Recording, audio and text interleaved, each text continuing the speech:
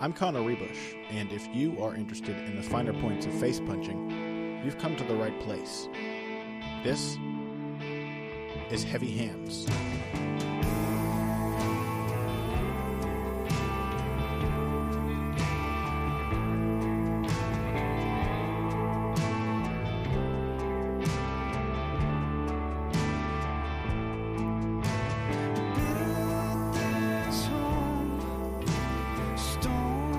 Hello and welcome to Heavy Hands. I am your host, Connor Ruebusch. With me is my intrepid co-host, Dr. Patrick Wyman. And remember, listeners, for this week and this week only, Heavy Hands is free to all listeners with a neck tattoo. So make sure to turn in those vouchers and redeem your reward. Pat, how you doing today? I'm doing fantastic. Thinking about getting a neck tattoo just so that I can get Heavy Hands for free.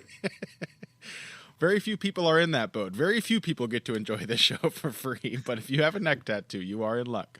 And one of them is going to be one of the subjects of our conversation this week. That's right. Cody Garbrandt. Cody, who is almost certainly indulging in that free episode as we speak. I certainly hope so. Right now. And so, Cody, please don't hurt us. And we will be talking about your fight in the second segment. But to kick things off, we're going to be talking about the main event of UFC 217. In fact, UFC 217's top three fights, all of which are title fights, are going to be taking up our three segments on today's episode. Later on, as I promised, we're going to get to Garbrandt versus Dillashaw for the bantamweight scrap, the battle of two tribes going on there. And then we're also going to talk about the women's strawweight fight between Joanna, champion, and Ruebusch-Namajunas. We'll get to that later. First off, Michael Bisping, George St-Pierre. We went for the best and most meaningful fight, the most anticipated of these fights for the top of the show because it is the main event. How do you feel about this matchup, Pat? I feel like this is the headline to the piece that I wrote about this back when we first started talking about it back in March, that the UFC is out of ideas. Yeah. That's how I feel about this fight. That's how I have thought about it since it was first announced. That's how I still think about it. I think it is an attempt to squeeze a fairly major payday out of George St-Pierre. It feels like the UFC has had a pretty down year and really needs this to be a thing, and I'm not sure it's going to get what it wants out of it. Leaving that aside, as far as the fight itself is concerned, I think the fight is defined by what we don't know far more than what we do know. Given that GSP has been out for almost 4 years, Michael Bisping has been out for 13 months since that fight with Dan Henderson, which was not exactly his finest hour in terms of the performance that he put on there. I think it's a really weird spot to be in, given that the winner of this fight will hold the title, but nobody in their right mind thinks that person is the best middleweight on the planet. I think everybody thinks the best middleweight on the planet is some combination of Yoel Romero, Bobby Knuckles, and maybe, if you want to get real nasty with it, Gegard Mousasi. Yeah, it's the kind of fight that makes our jobs particularly difficult, or at least changes them a great deal, because what we really like to do is to look at all of the little details, all of the little, strategic tendencies of the fighters, how their personalities come out in their fights, and we will use all that gathered information to come up with some picture of how the upcoming fight is going to look, what the important factors are between two opponents. And in this case, that usually works because we have recent footage to go by. And in this case, we have two old fighters, both past their primes, and one of them coming up in weight, one of them having been retired for a long time, one of them not having fought, as you said, for 13 months. Like, it's just too much we don't know about what these guys are going to look like this weekend. It's just not, we don't have enough recent information to go by. And so we have to kind of, not guesswork, we have to hypothesize quite a bit, though. We have to sort of imagine what might happen and lay out a few likely scenarios. The big question, I think, on most people's minds is GSP's wrestling. That is the cornerstone of his style, of his many years of success as the welterweight champ, and it is the one skill that will allow him not to strike with Michael Bisping, who is a striker by trade. we don't have any information on whether or not GSP's wrestling is better or worse than it was. Is there anything you have seen from his most recent fights to suggest that he is or is not going to be able to take Michael Bisping down? Well, so let's talk a little. Let's take a step back, because you and your step backs, Pat. Yeah, I'm all about the steps back because I think we need to talk about what we mean when we say not in their primes anymore. Okay. So it seems, I think the last fight of GSP's actual prime, when he looked like himself with his physicality intact and all his skills, was the Carlos Condit fight. I think GSP's last two fights, the fight with Nick Diaz and the fight with Johnny Hendricks, we were pretty clearly watching a diminished version of GSP. That doesn't mean that version of GSP wasn't still really, really, really good, but it was not the best version. I actually think the best version of GSP may have been the guy who fought Carlos Condit, even though he got hurt in that fight. He also absorbed more strikes than he ever had in his career leading up to that point. Yeah, that was a tough fight, but I thought he looked right. Sure. I thought he looked like himself. Yeah. I think despite the fact that he, pretty obviously won that fight against Nick Diaz, I thought his shots were not as explosive. And when this brings us back to that discussion about wrestling that you wanted to have, the real quantifiable, visible sign of GSP aging is that he didn't have the drive on his takedowns that he had earlier. Like remember how he just used to run through shots? Yeah. Like just absolutely blast guys off their feet. It seemed to me very clearly that he did not have that against Diaz or Hendricks. Against Hendricks, that's not that surprising. It wouldn't surprise us that Hendricks stuffed a lot of GSP's shots because Hendricks is, obviously an incredibly accomplished wrestler. And that 2013 version looked, shall we say, he looked a little beefier than maybe he looks now. Sure. Maybe he was a bit thicker, maybe a little bit stronger. I don't know. Draw your own conclusions from that. Sure. So maybe not that surprising. GSP couldn't easily blast him off his feet. Maybe he spent less time on Twitter, liking certain tweets. Less time online, shall we say. Yeah, but it was worrisome that Nick Diaz was stuffing a lot of his shots. And I also recall GSP looking dead tired by the end of that fight. Although the story I think was that he had the flu, but who knows whether or not that's actually the case. Yeah. It's. I mean,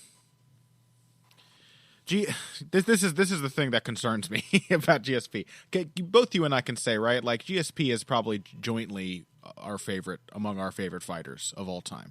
Yeah, for sure. My top 5. Absolutely. We both, I think, agree still probably that he's the GOAT of this sport. And it's just that watching him against Hendricks, watching him get muscled around, I think that did have a lot to do with Hendricks' strength. But I think you can look at GSP's recent fights and you can see a clear progression of a clear regression in terms of his drive, his ability to create force suddenly. He just can't explode the way he used to. And GSP, he made a well-known remark about what made him such a great wrestler, not having had a wrestling background. He attributed that to his karate background. He attributed his excellent timing and penetration on takedowns to the fact that he learned to cover distance quickly and explosively as a karateka.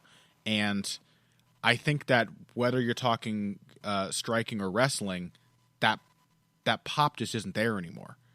And I mean, I wonder, do you have any thoughts on whether GSP more so than Bisping needs a certain amount of power and drive to win this fight? Because I think Michael Bisping, in my opinion, is probably a little more capable of winning, while not looking at all like an athlete. I mean, he's actually done that a lot throughout his career, is won without having any kind of explosive advantage over his opponent. Yeah. So, yeah, I mean, because you hit on a lot of the secret for GSP's success. While he is an excellent technical wrestler, he also having that kind of drive and that kind of timing was always the secret to his success. It was the straw that stirred the drink. And lest we forget, he still got takedowns on Hendricks. Sure. He still got takedowns on Nick Diaz, but it was the visual of him not having that same drive and explosiveness that was kind of worrisome. And now the question is, fighting up a weight class, he's had some time to put on some muscle. Bisping is not the defender of takedowns that Johnny Hendricks is. Yeah. Better than Nick Diaz, though. Is he going to be able to? Is he going to have better timing? Is he going to have better drive than he had in that last fight? He's 4 years older. I doubt it. It seems unlikely. Is this another one of those situations where we find ourselves? Well, okay, I'll frame it this way. I'll draw it back to last weekend's card. But it's weird that we are frequently in these situations where we are talking about the age of a younger fighter relative to his older opponent. But I think much in the case of the two 39-year-olds on last weekend's UFC Sao Paulo card, Lyoto Machida and Damian Maia, there is clearly a different emphasis on things like speed and reaction time in those two different styles for those two different fighters. And I do think that like speed, reaction time, explosiveness matter a lot more for GSP than they do for Bisping, and those are the things that tend to go first with age. Bisping, on the other hand, seems to have basically maintained more or less the same level of athleticism while maybe adding some punching power and improving his mechanics. Now, I'm not saying he's as physically fit as he once was either. He's 38 years old, so he absolutely has to be on the downside of his prime as well. But I think there's reason to be worried for GSP because of the fact that Bisping's style does not need that that youthful athleticism the way that GSP's, I think, kind of does. Yeah, what has gone for Bisping over his last few fights? I mean, I don't think he really looks worse. He's not as quick on his feet as he used to be, sure, but he's made up for that with better and more efficient footwork. Yeah. He still works at an incredible pace, though. I think there's maybe a little case to be made that his cardio is not as elite as it used to be. I agree. Yeah, I mean, he was still working in that fifth round against Dan Henderson, but that was less than the pace that he would normally have pushed. Yeah, I think. I agree. And there were also other recent fights, like the Talis latest fight, where he was clearly very weary by the end, or the Anderson Silva fight. I mean, these fights also he took damage, but he's always taken damage. He's Michael Bisping. He definitely slows down more easily than he used to. Yeah. So, okay. So how do we think this? Like we've already talked about how difficult it's going to be to figure out what this fight is going to look like. Yeah.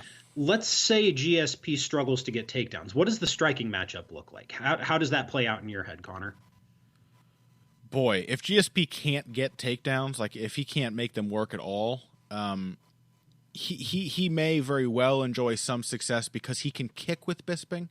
Bisping does like to work at kicking range, and GSP's always been a great kicker. He obviously has a phenomenal jab, but I just don't see how, if GSP can't get takedowns, how he can match Bisping's volume on the feet. And I don't know. There's not a ton of authority to GSP's striking. It feels weird saying that compared to Michael Bisping, but Michael Bisping, I think, is the more authoritative striker. If somebody's going to sit down on 3 punches in a row and make one count, it's probably the count rather than GSP. So I kind of see GSP losing that matchup. Yeah. What if GSP gets, let's say GSP goes 2 for 9 on takedowns, right? And he manages to hold Bisping down for... because I think that's probably the most likely thing here. GSP might not have the drive that he used to. Bisping is not going to stuff all his takedowns. Yeah, I agree. Yeah. He's going to get some.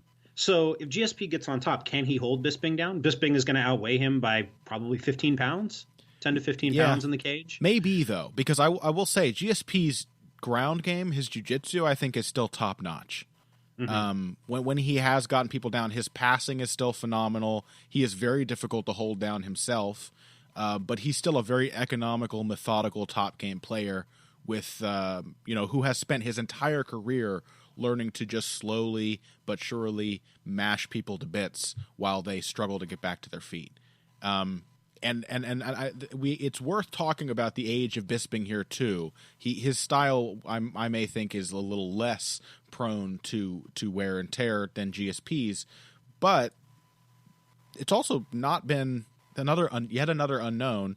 Bisping has not really been fighting a ton of great takedown artists lately.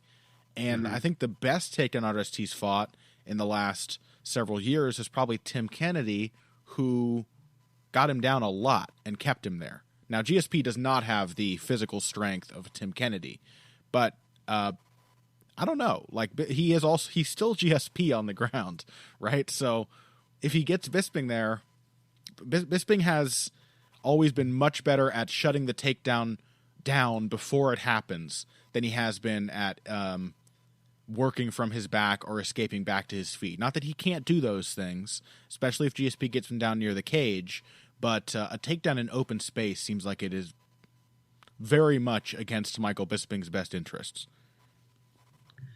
Yeah. So, God, I'm trying to figure, where does this leave us? Yeah, right. I like what. So in a pure striking matchup, probably slightly favor Bisping because he's a few inches taller. He works at a quicker pace. He's a better combination puncher. He's probably got a little more pop, but he's hittable. Yeah. He's everybody who has ever jabbed with Bisping has been able to bust him up with a jab. Yeah. Right. Everybody who has ever cut angles and kicked Bisping's legs has been able to do that. So those are both things we know GSP is going to do. On the other hand, Bisping is an increasingly good counterpuncher, and GSP's head rarely moves off the center line. Mm-hmm. So, like, if GSP is trying to cut angles and get in and out behind his jab and behind his kicks, like, Bisping knows where he's going to be and will be able to find him back with counters. I guess that slightly favors Bisping. Yeah. Like, that kind of matchup slightly favors him. But if GSP gets a takedown or two, God, we're looking at like a 48-47 split decision, aren't we? Isn't it worth it, right, to have this fight? Yeah, I mean, I don't know. I think I am leaning towards Bisping. But again, like, if Bisping comes out and throws like a naked low kick early and GSP gets a free takedown, the whole tone of the fight could change. But I think like there is very little that can replace activity. And while Bisping has not fought in 13 months, I imagine it's still much fresher in his mind what it feels like to fight. And I imagine he's also been, like GSP, very active in the gym in the interim as well. I just don't know. I so disliked the way that GSP was looking in his fight with Johnny Hendricks, and I just don't like that seemingly sudden onset of age over like 2 fights where he just looked considerably worse by degrees than he had in his previous fights. That does not bode well for the man who's now going to come back 4 years after that. It just doesn't give me a good feeling. Yeah, I'm with you. I guess I'm going with Bisping to retain the very meaningful middleweight title. Yeah, I mean, the thing that I can't stop getting out of my head, Mm-hmm. and I know how silly this is given how much we've talked about things like aging curves, is like, what if GSP is still on some level GSP?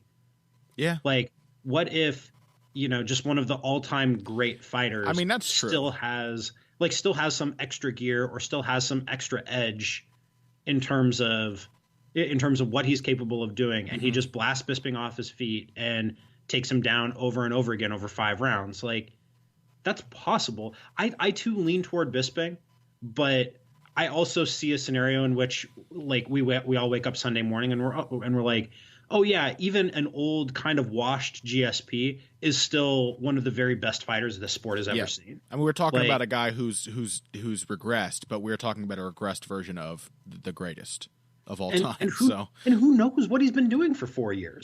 Maybe his body was just beat to shit after years and years of being a professional fighter, and he needed a break. Maybe he's been in the gym all that time. Like, maybe he's been working on some things. I don't know. Like, that's why this is so tough. Like, I'm leaning toward Bisping for all the reasons that we've talked about, but like, with the caveat that it would not surprise me at all if GSP kind of reminded us of who he is. Yeah.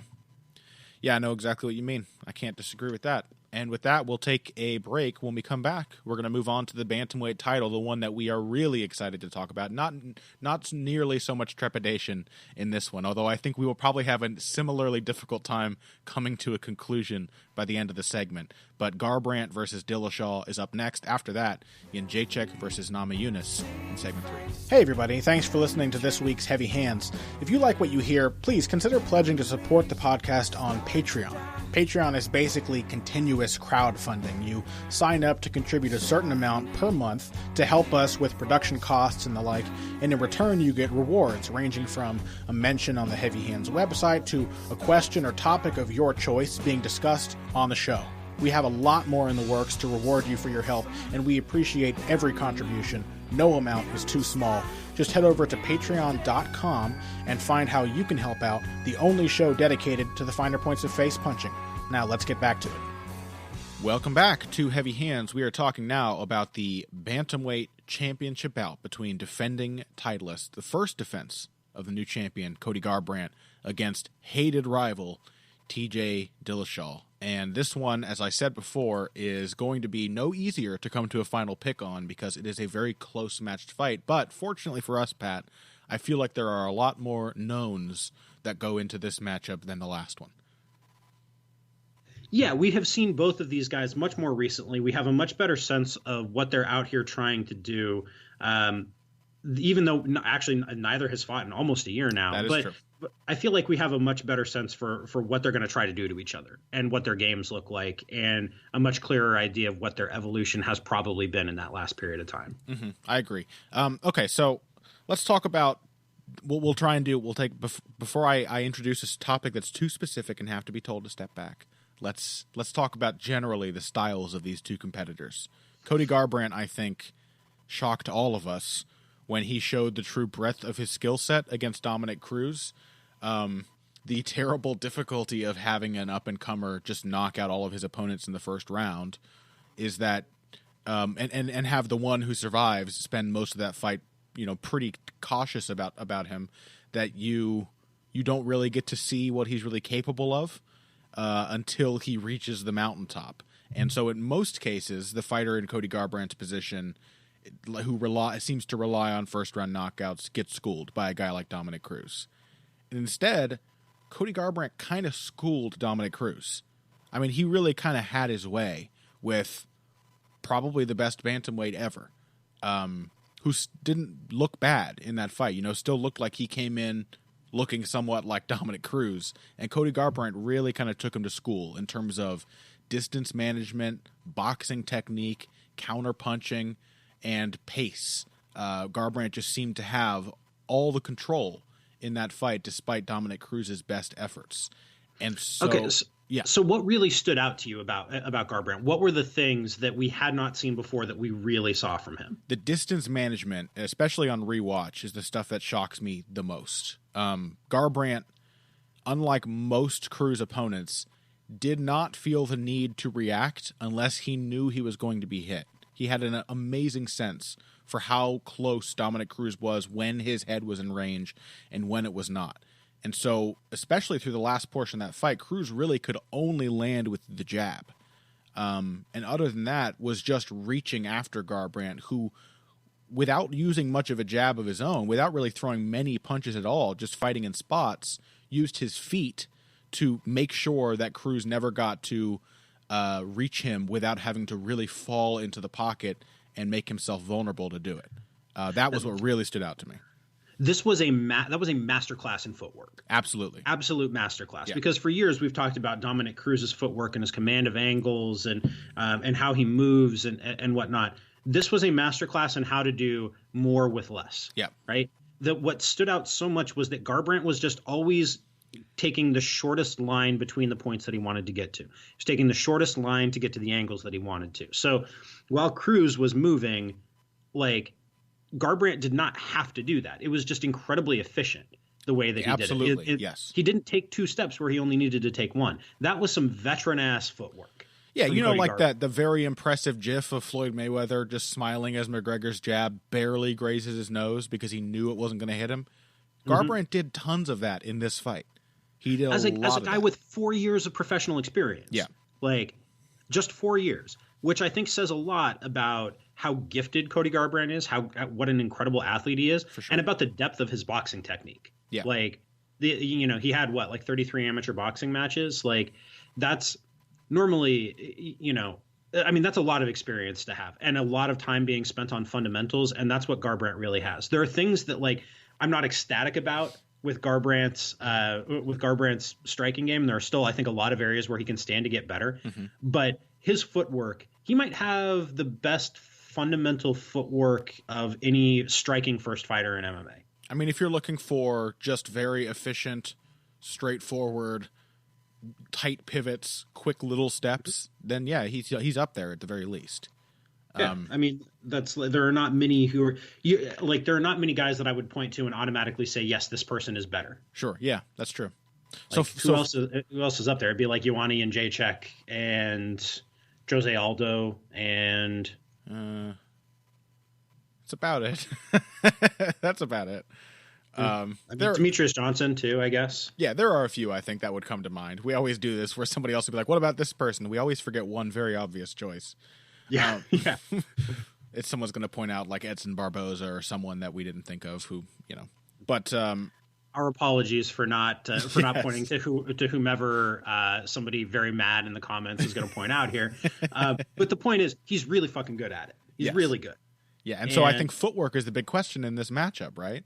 Because as it was in the Cruz matchup, Dillashaw. Here's the thing. Dillashaw's style gets compared to Dominic Cruz's so frequently, there is no better opportunity to understand the difference between their styles than both of them fighting Cody Garbrandt. Because I think both of them offer very different challenges to Garbrandt using what might appear to be very similar footwork. The main difference to me, this is why I think Garbrandt's distance management was so effective against Dominic Cruz, is that Cruz is just not that great at coming forward. Unless he has the opponent really mystified and waiting and trying to playing a lot of guessing games with what's going to happen next. He's much better, I think, being evasive, running circles around people, sort of fighting an open boxing sort of fight in the center of the cage. And of course, that's especially effective when he is able to get his takedowns off. Dillashaw, and Garbrandt just did not let Cruz have that fight. No, he didn't. Right, he forced Cruz to come to him, whereas Dillashaw embraced the kind of fight that Cruz really wanted by going after him. Right. And Dillashaw, I think, is more likely because Garbrandt had just such iron composure in that bout.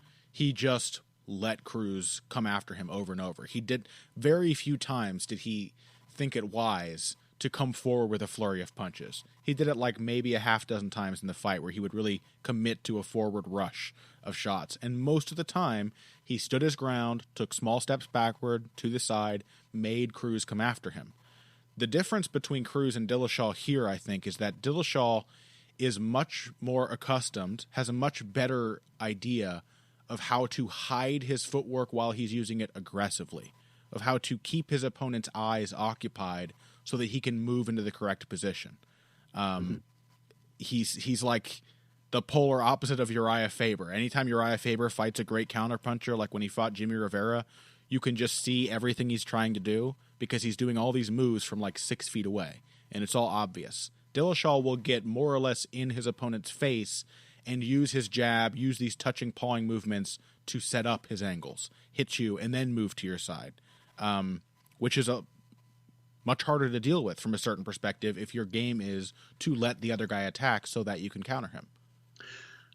I'm of two minds about this because, yes, I don't think that anything that you said was wrong by any stretch of the imagination. But the fundamental problem with Dillashaw's style is because he is so close to you, because he's much better at getting and staying close to you than Dominic Cruz is, right? I think that's what that comes down to. Yeah. He's much more dangerous because he's better at working his way inside and then sticking to you and keeping the pressure on. But that is the flip side.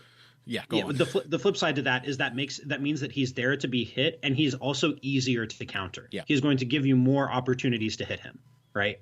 So as far as the matchup with Garbrandt plays out, Garbrandt was able to dictate the pace of that fight despite not leading because of the way he could counter and manage the distance, right? Dillashaw is going to push a much quicker pace, I think, than Cruz was able to, but with the caveat that that's going to leave a lot more openings for Garbrandt to put leather on his chin. Yeah. So every time Dillashaw attacks like that, Dillashaw is going to land. He's going to have success attacking and pressuring because as slick as a lot of Garbrandt's defensive moves are, he is often hittable despite that. Yeah, right? And even I think the defensive moves were again a little easier against Cruz because Cruz gets a little wide, a little crazy when he's coming forward, when he's trying to fight aggressively, in a way that Dillashaw does not. Dillashaw stays very tight, very technical with his aggressive striking movements. Much harder to see, much harder to just sort of effortlessly slip and pivot out of the way. Yeah, I think that the fight with Rafael Assunção, the second fight with Rafael Assunção, is a good marker for how Dillashaw is probably going to approach this and how the fight is going to look. Dillashaw is not going to be able to push the pace that he wants, which would be somewhere in the range of throwing about 20 strikes a minute. He's probably going to end up throwing more like 15 strikes a minute. Yep. But Garbrandt is a much better and much more dangerous counterpuncher than Assunção is. So, like, if all goes according to Dillashaw's plan, he probably ekes out like a 3-2 decision or a 4-1 decision on volume, but he's going to get hit, right? Yep. Like, if their punches were created equal, that's what this fight would look like, but they're not created equal. Garbrandt hits way fucking harder. Yeah. And is way cleaner and way sounder and way better able with his footwork to find angles from which to counter at close range, in space, in the midst of an exchange. So that's really the fundamental dynamic of the fight, is as Dillashaw presses, as Dillashaw tries to land volume, tries to put it on Garbrandt, what happens when Garbrandt fires back? Yeah, that's the question. Dillashaw, as you said, much more hittable than Dominic Cruz, despite the fact that I think he's considerably better at setting up his angles, setting up his footwork with his hands, with his strikes, with his feints, with his distance. He is essentially going to be playing a potentially more effective, but certainly more risky game against Garbrandt to try to make that work. He's, I don't know, like he's not slippery enough inside. He has flashes of really nice defense, and when he's standing in front of his opponents, when he uses those touching attacks to draw out counters so that he can then time them. But Garbrandt has some insane speed with his hands. And if we're talking, we've talked many times about our little pet distinction between organic and rote striking. Cody Garbrandt is extremely organic. The man can sense and capitalize on an opening with whatever happens to be the closest weapon to that target faster than just about any other fighter fighting today. Well, I think he's exceptionally organic as kind of a boxer puncher.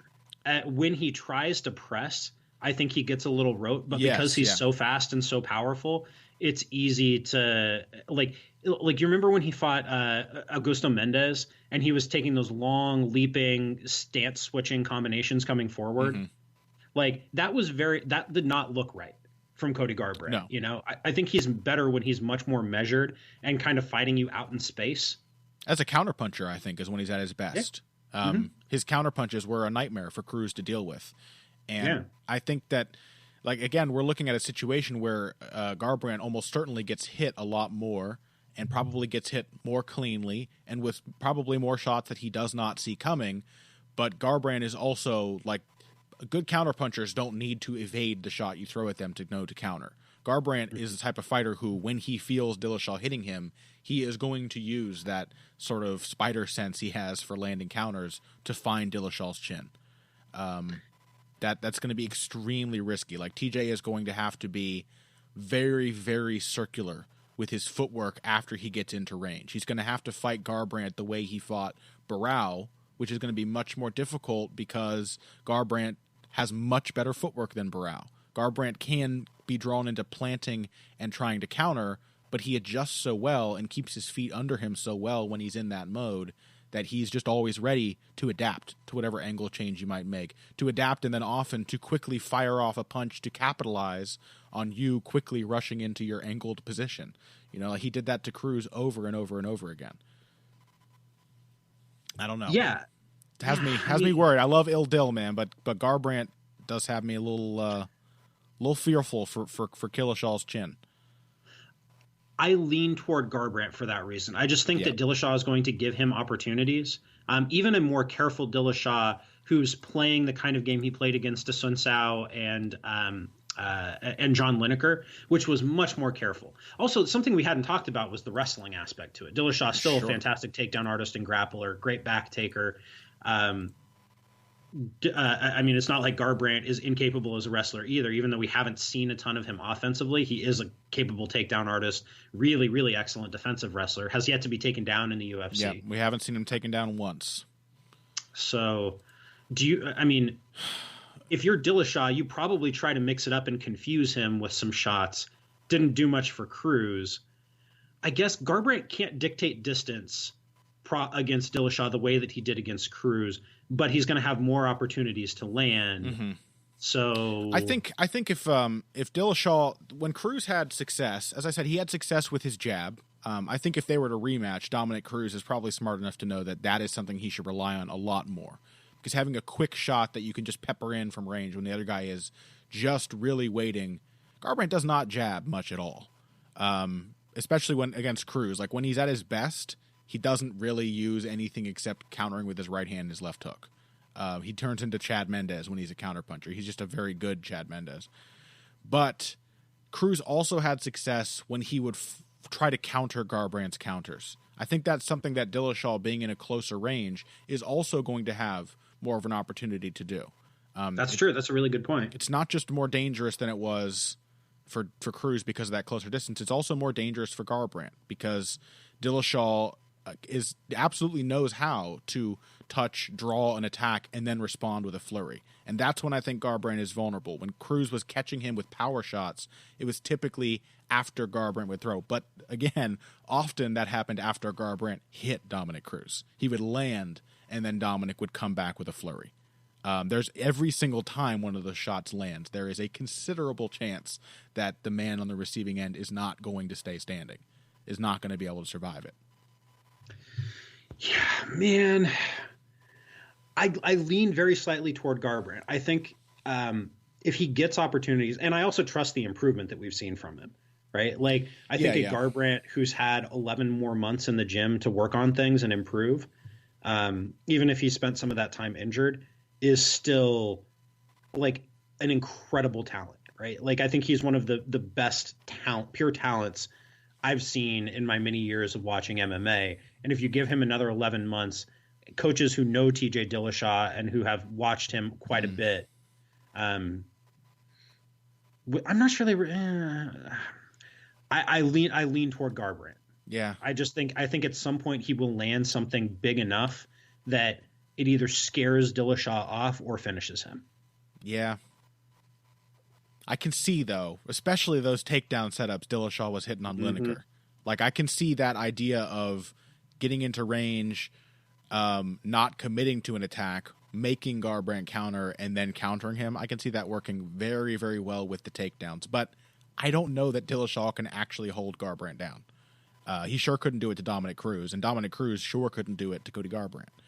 So, yeah, I lean slightly towards Garbrandt as well. I think Dillashaw is a phenomenal fighter. Like there are a lot of opportunities here, and I think his style has a chance to be a much more round-winning and potentially much more damaging style than Dominic Cruz's was. It is just hand in hand with that advantage is the terrible truth that it is also much, much more likely to put him in the path of Garbrandt's power shots. Yeah. So yeah, I like Garbrandt. I think even if he does possibly this fight slips away from him at times, I think he's going to have a much better chance than Dillashaw of just changing the round with a single blow. And that's why I favor him. I think Garbrandt's going to win a decision and keep the title. What are the chances of him knocking Dillashaw out, in your opinion? I think they're decent. Dillashaw is pretty goddamn tough. But Garbrandt is also by a long stretch the biggest hitter that Dillashaw has faced since John Dodson. Yeah. Lineker is powerful, but Lineker is flurry powerful, where he catches you with one in the middle of 6 shots. Garbrandt puts you out with 1 shot. And Garbrandt also doesn't need to be standing with both of his feet planted to deliver that power the way Lineker often does. Yeah. Like Lineker will get you against the cage, and then once you're stuck and covered up, that's when the real power comes. Garbrandt will just catch you with a blistering power shot in the midst of a back and forth exchange. Yeah, I think I'm taking Garbrandt by decision, but I do think there's a real chance he just flattens him, because like everybody who has tried to counter Dillashaw has been able to hit him with counters. You know, Lineker hit him with counters. Lineker hit him with good counters. Rafael Sunsao hit him with good counters.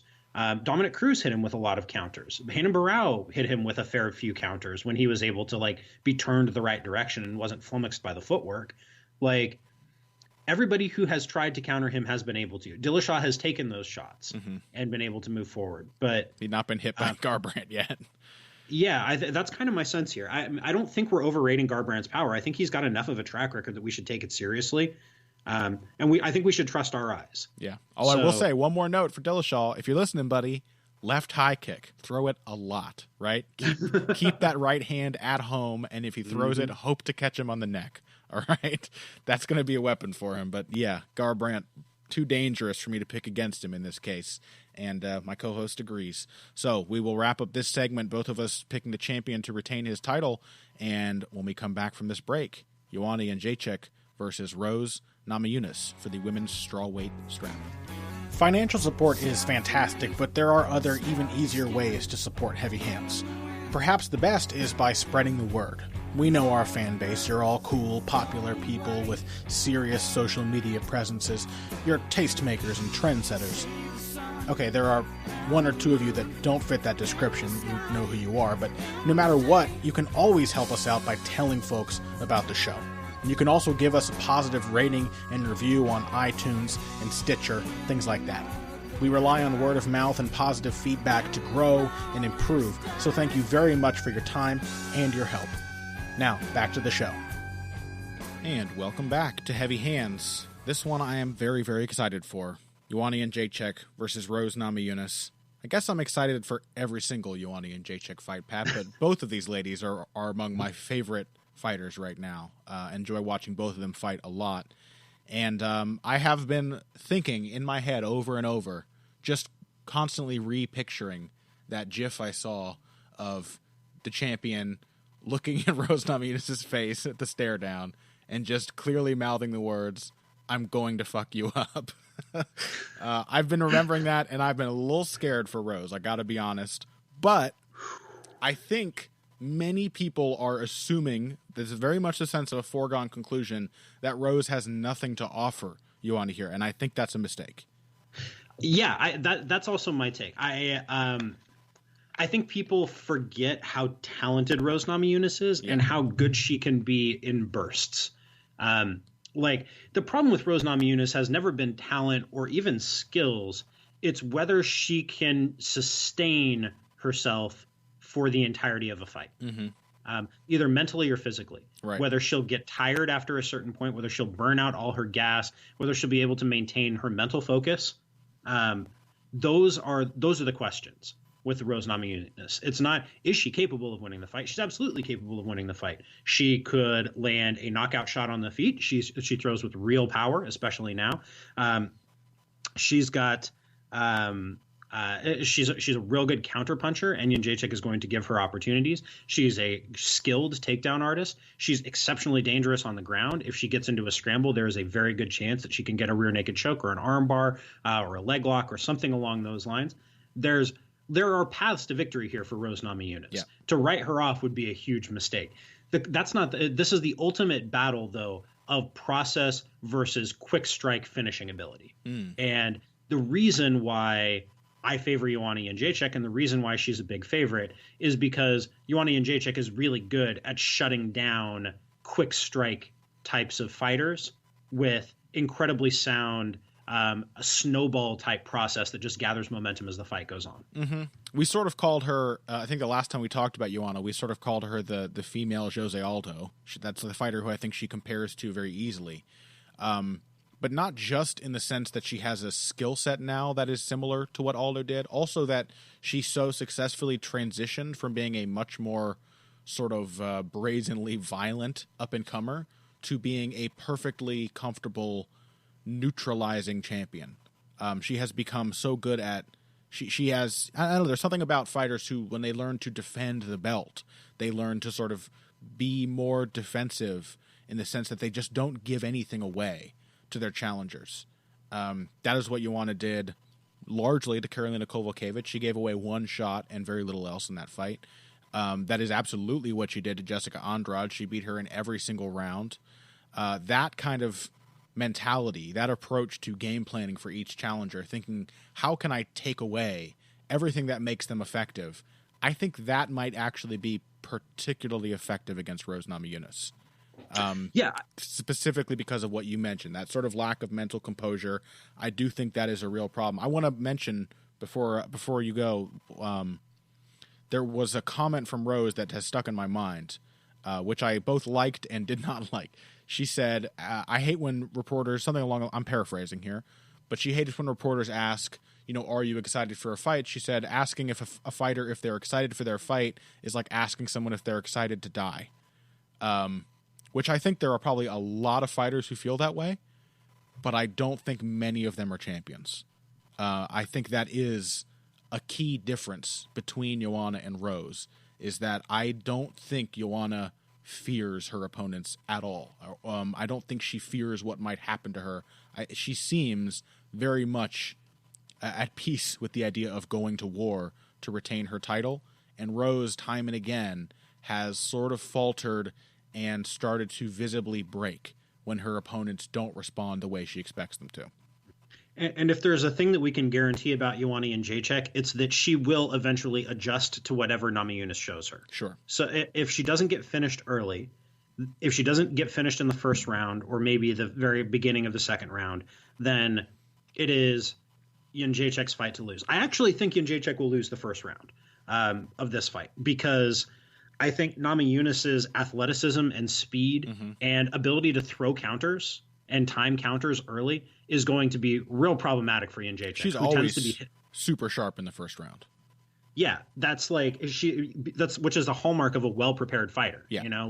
We've talked many times about how much respect we have for Trevor Whitman, and I think Namajunas is one of his greatest accomplishments. Yeah. Namajunas is going to come out keyed in on Jedrzejczyk's jab and low kicks. Right. That's always what Jedrzejczyk starts with, because that's how she feels out the distance and starts to put volume on you.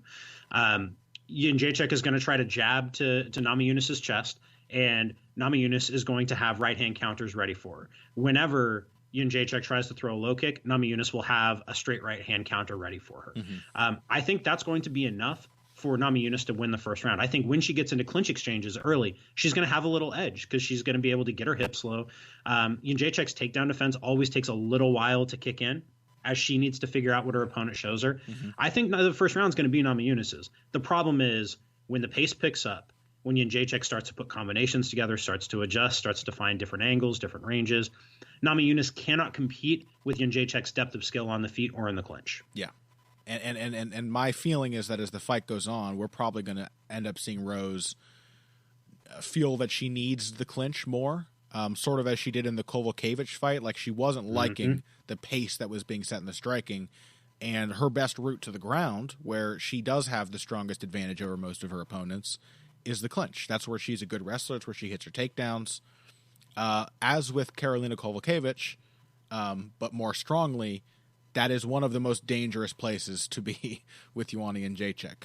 And so feeling that, like, being put in a position where you can either continue to be picked apart at range or feel that you have to jump into the clinch, and then suddenly you're in there with somebody who just makes a meal of every person who clinches with her, who loves inviting you into that range just so that she can punish you with short shots.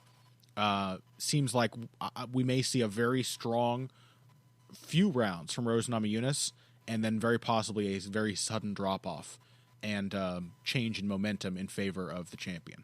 That's kind of my feeling here. I do think that early on, Rose, we will talk tactics here, not just the sort of mental side, which I do think is maybe the biggest factor in this fight.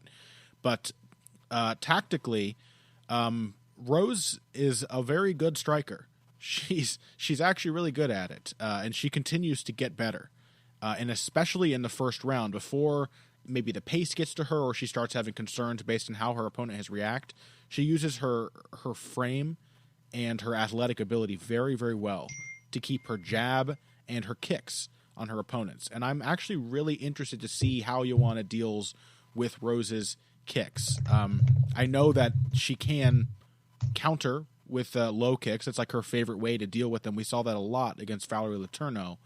But Rose has a really good high kick, good side kicks, a good long kicking game. And she may have an edge over Joanna at the very longest ranges in the early stages of this fight. How do you think Joanna responds to that tactically? Like, what is the adjustment she needs to make to deal with Rose's reach and her use of it? So I would say she's going to have a slight, Jedrzejczyk is going to have a slight edge in height. I think she's going to deal with it by kicking more, which is what Michelle Waterson did to Rose too when they fought. I think it's easy to forget because of how brutal the finish was in the Waterson Namajunas fight. Waterson did a great job of sticking Namajunas outside with kicks, especially the side kick. Joanna doesn't throw a side kick, but she does throw a lot of low kicks and a real sharp front kick. So I think that she will try to deal with it by sticking her outside. Now, I don't think it's going to work except after a little while. I think she's going to need to mix up the timing because I'm guessing that Namajunas is going to move in with her counter punches after Joanna tries to throw those.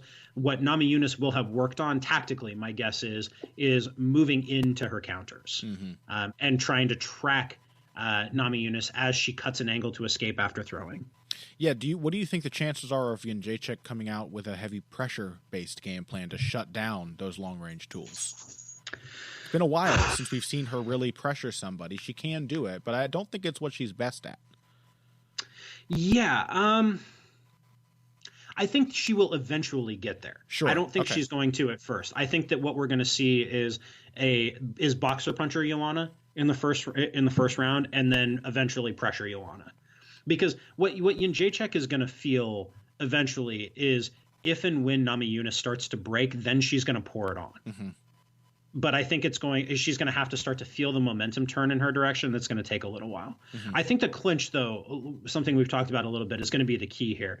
Like, Namajunas is going to run there because it's kind of her safety blanket, and it always has been. And what she's eventually going to find out is that she can't compete there physically with Jedrzejczyk in extended exchanges. Like, her raw strength and kind of explosiveness is going to be really surprising to Jedrzejczyk at first. But in extended exchanges, the kind of leverage and skill that Jedrzejczyk brings into it is eventually going to take its toll, I think. Why do you think that is? That Namajunas, like she does seem to have gained quite a bit of strength. I think she is pretty strong in the clinch and on the ground, but it doesn't last. It seems to me that a lot of that comes back to the mental side. A lot of that comes back to her sort of losing her composure and starting to act frenetically. Well, I think I'm not sure it is mental. I think that this is just like a kind of a type of athlete that we see. Somebody who isn't necessarily big and bulky, but they're very explosive. Like Will Brooks too is a lot like this. Like, Will Brooks, I think, is real strong right at the very beginning, and then it can if you can stick him there and stay there, it kind of dissipates. I don't know. Maybe Brooks isn't the best parallel, but I feel like there is a type of fighter that is like this, who has this kind of frame and that kind of athletic ability, but it just doesn't last. And maybe it is mental, but I'm not sure it is. I think it's a physical characteristic. Yeah, it might be. Maybe it's honestly, my kind of feeling is that Rose just doesn't react well to getting tired. I'm not sure that she gets tired more profoundly, but just that it feels a lot worse to her than it does to her opponents. She feels herself getting tired, and I think at that moment it seems like she starts to feel that she's about to start losing the fight. Like, she can sense the end coming way before she ever needs to be thinking about it, based on those early signs of fatigue.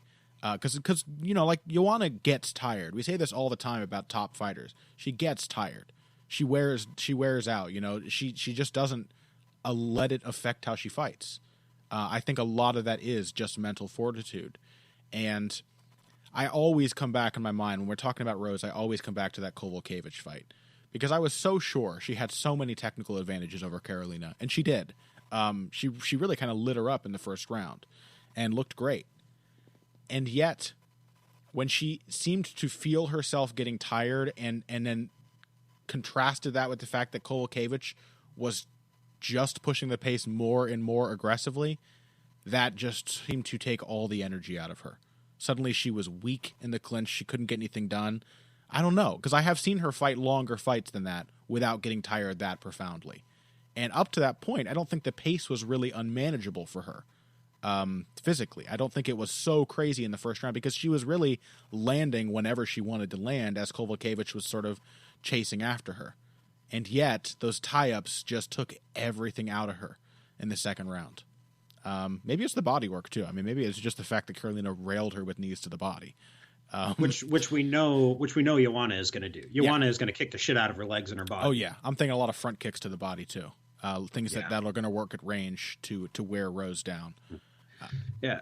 Do you think Joanna can finish her, or do you think this goes to the decision? I think she can. Especially like if Rose really collapses. But the thing is Rose is also extremely tough.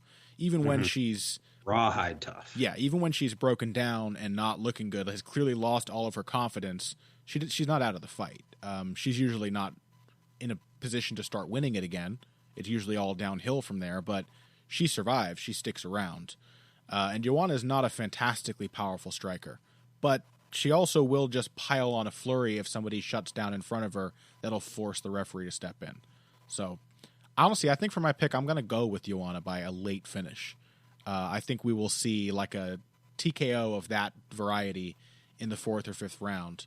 But I also think that Rose Namajunas is continually getting better. Maybe just little by little, but she is still only 25 years old. She still has shockingly little MMA experience at this level, and is somehow just continues to come out against each opponent and look a little more composed, a little sharper.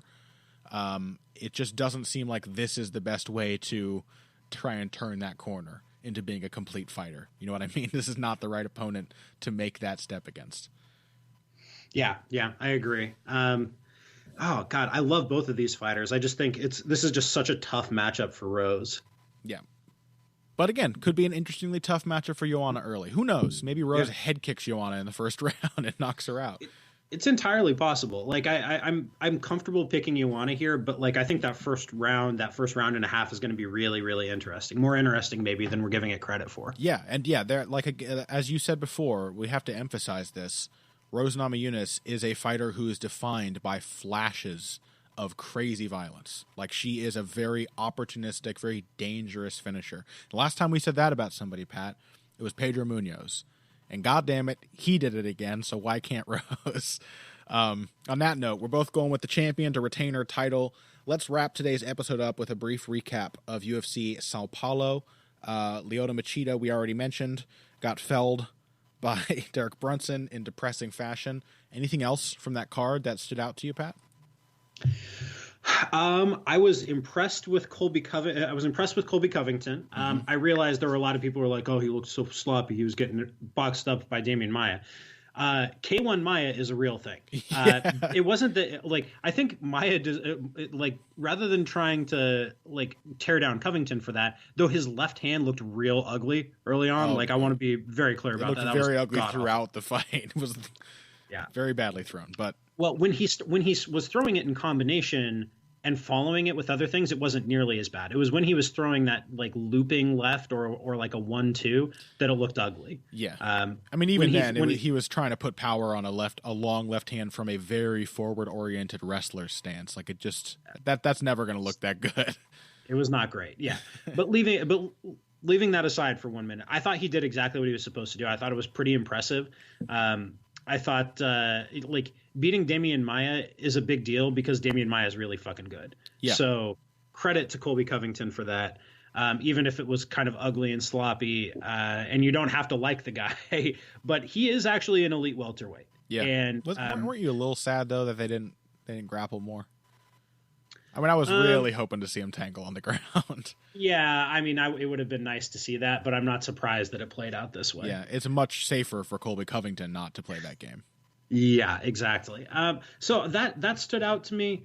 There's so many fights now. I actually need to look back at a list to remind myself of what happened. Do you think then, I'll help you on to the next one that I already mentioned, do you think Pedro Munoz is becoming the fighter you thought he might be, or is he just equally dangerous as he's always been as an opportunistic finisher?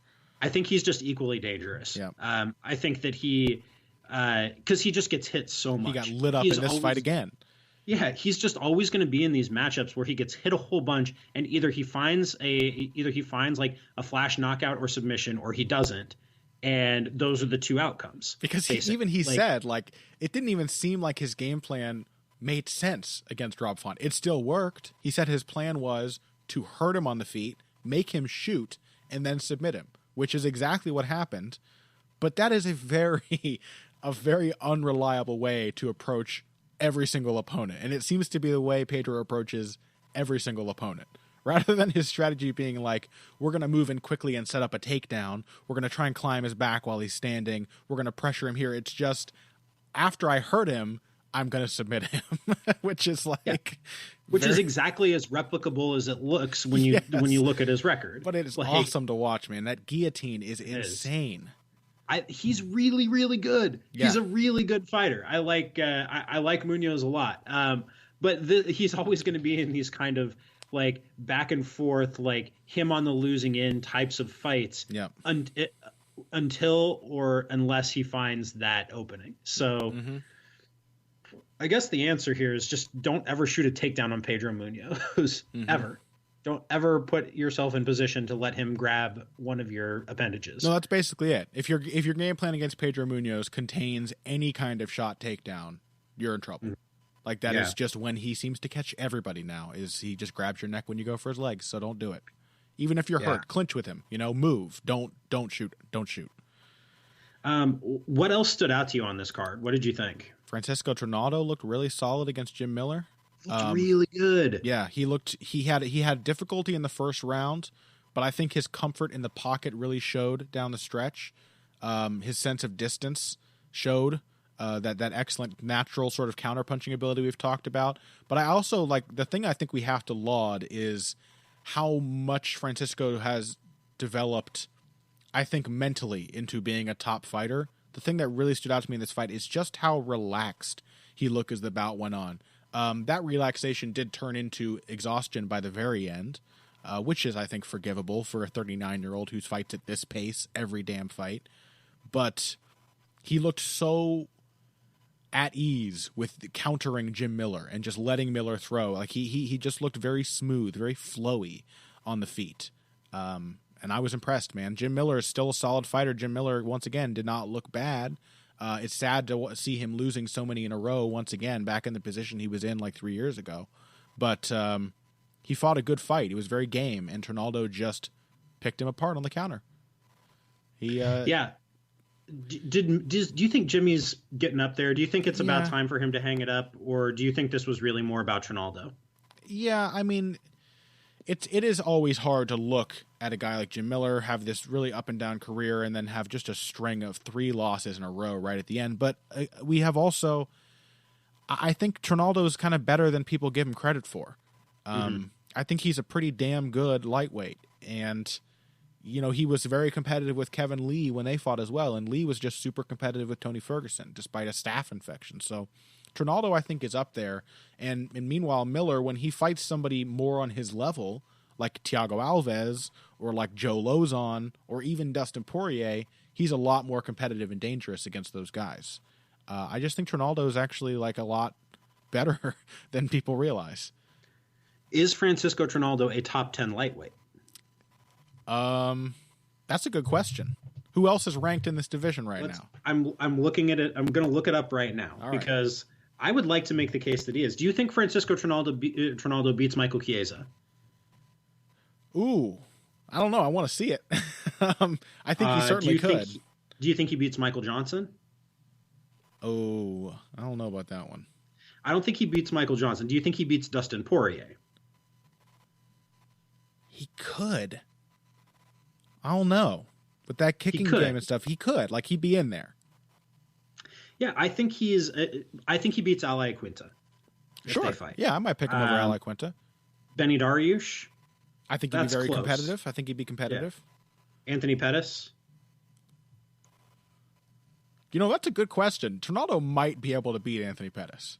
Yeah, he's so like Francisco Trinaldo very comfortably fits between 11 and 15 in the welterweight division or in the lightweight division. That tells us a lot about how good Trinaldo is and how deep this division is. That like, wow, we're talking, man. Whew, I don't know. That's interesting. Yeah. Okay, real quick, Lyoto Machida.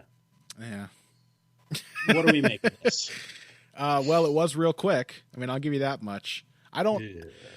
You know, he's 39 years old, man, and the suspension sucks and everything, but like my feeling going into this fight, I wasn't worried about the unknowns in this matchup so much as we were about GSP Bisping, because we already got to see Machida on I think a pretty severe downturn before he had that suspension. We got to see him just physically outmatched by top middleweights, and honestly, I thought that he could come in here and fight his perfect fight and likely still lose it because Derek Brunson was just so much closer to his athletic prime.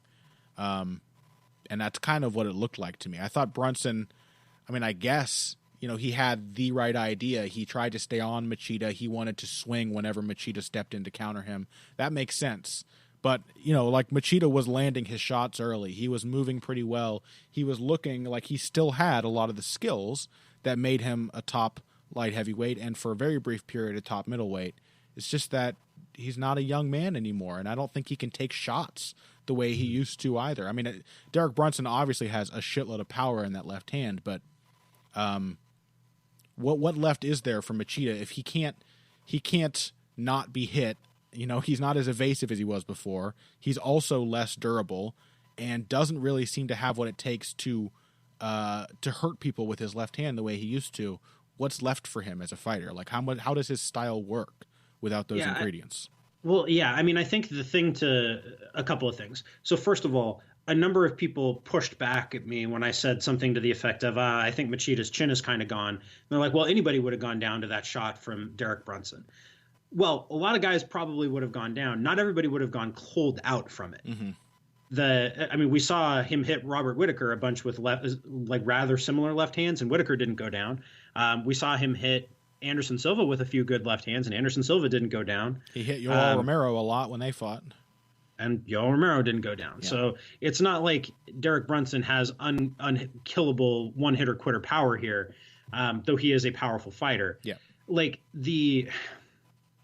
As far as this is concerned, it's not just this knockout loss from Machida. It's also that he got his face elbowed through the floor by Yoel Romero in his last fight. He got knocked down and nearly finished with strikes before he was submitted by Luke Rockhold. By the way, that's the fucking fight they were airing all day on Fox Sports 2 before the prelims began. They aired Machida Rockhold to get people hyped up for Machida's return. I was like, what? Do you have to be so obvious with your foreshadowing? You could Seriously. Be a little less heavy-handed with that. There's Machida. I don't know, but I just don't have any interest in seeing it. It wasn't just the Rockhold one. It wasn't just that he was physically outmatched and everything. It was that he got stung and then still came out for the second round and just looked done. He looked like a man who could not compete with the guy he was fighting. And this fight too, you just get knocked. You do as good as you can. You get knocked down and blasted out with 3 vicious left hands on the ground. What is there to take away from that that's positive? I don't think it does any good for Machida or for his fans to make an excuse and be like, well, anybody would have gone out. It's but also Machida wouldn't have gotten hit by that 5 years ago. You're absolutely right about that. It's I hate to say this, but this is my official stamp of the dude is done. That doesn't mean he never wins another fight. There are dudes in this division that he can beat. Tons of them. Do you want to see him have a slow paced decision with Talis Laides? We could make that happen. That's a thing we could do in this division if we wanted to.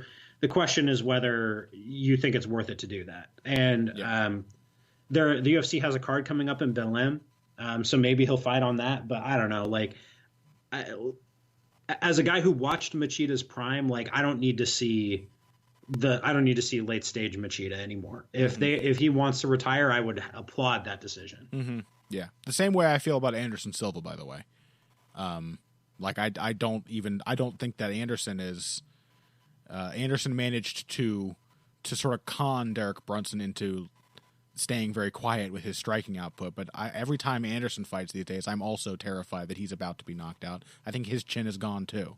So I always am. I try to be supportive of fighters who want to keep fighting. I know it's very difficult to leave, but also like you, Pat, I will applaud when I hear that Lyoto Machida has retired, because I think it's probably the right choice. And that's about it for us, except I do want to say Marlon Vera continuing to fulfill my high expectations of him as a future young veteran, looking much better than I expected against John fucking Lineker. That was a good-ass fight. Yeah, it was, and a very credible performance from Marlon, even if he lost every round but the third. A very credible performance, and by the end, I think he had Lineker a little anxious. I think he was getting to John Lineker by the end of that third round. So Marlon Vera continuing to adapt and improve. John Lineker looked more or less like John Lineker still. And that about does it for us. Find us on social media if you want to get after us, ask us questions, have discussions about these amazing upcoming fights. You can do that on Twitter. I am on Twitter at BoxingBush. That's BUSCH. Pat is on Twitter at Patrick_Wyman. And you can also find us both on Facebook, facebook.com/Patrick Wyman MMA or /Conor Ruebusch MMA. And that's about it. If you guys came here today for the finer points of face punching, you came to the right place. This has been Heavy Hands.